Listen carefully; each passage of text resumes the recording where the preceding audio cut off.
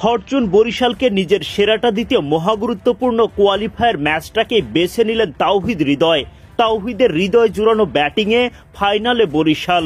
হৃদয়ের খেলা দারুণ শটগুলোতে মুগ্ধ হলেন পার্টনার মালানো। স্বপ্নের ফাইনালে জায়গা পেতে তামিমদের সামনে লক্ষ্য দাঁড়ায় 150 রান। তাওহিদ হৃদয়কে সাথে নিয়ে ওপেনিংয়ে নামেন অধিনায়ক তামিম ইকবাল খান। দেখে শুনে শুরু করেন দুই ওপেনার। দুই প্রান্ত থেকে দলের চাহিদা মিটিয়ে তুলতে থাকেন রান। পাওয়ার প্লের 6 ওভারে 40 রান তুললেও কোনো উইকেট হারায়নি বরিশাল।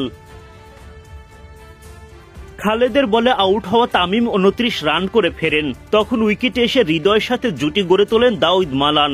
হৃদয় মালানের জুটি জমে ওঠে বেশ। 14 ওভার পার হওয়ার আগেই দলীয় শতক পার করে বরিশাল। দলের হাল ধরে রেখে 50 তুলে নেন হৃদয়।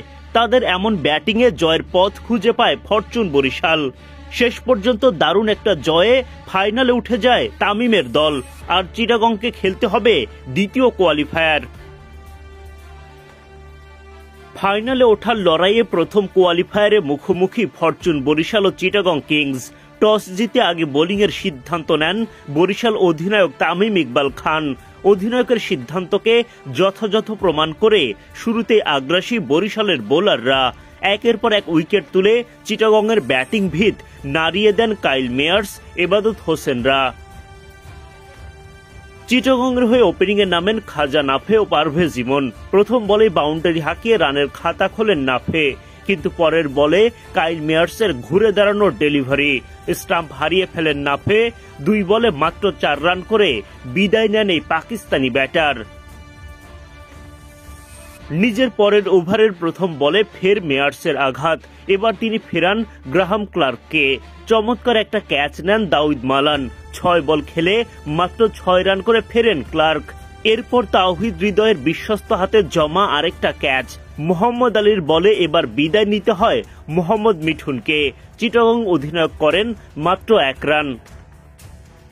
চাপে থাকা চিটাগংয়ের ওপর চড়াও হন সিলেটি রকেট এবাদত হোসেন। এবাদত ফেরান মারকুটে ব্যাটার হায়দার আলীকে।